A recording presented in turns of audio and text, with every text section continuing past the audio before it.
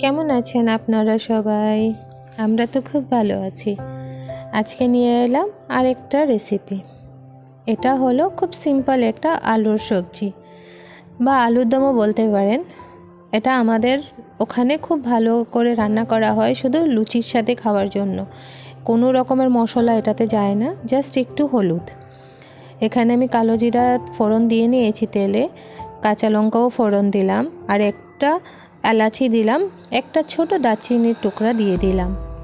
বাস এটা এখন একটু তেলে গরম করে নেব।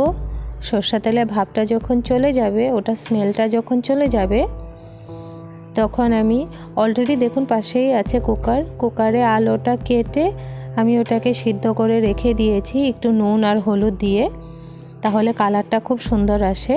এই দেখুন আমার ফোড়নগুলো হয়ে গেছে। এখন আলুগুলো দিয়ে নিচ্ছি।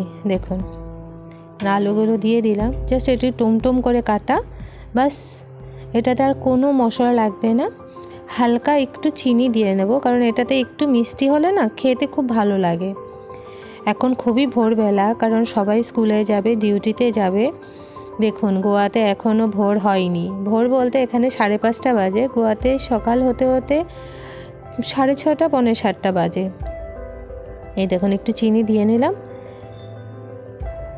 বাস এটা তার কিছু দেব না, অল্প একটু ধনেপাতা দিয়ে দিলাম। বাস হয়ে গেল আমার সবজি। এই সবজিটা লুচির সাথে খেতে দুর্দান্ত লাগে। থ্যাংক ইউ সবাইকে।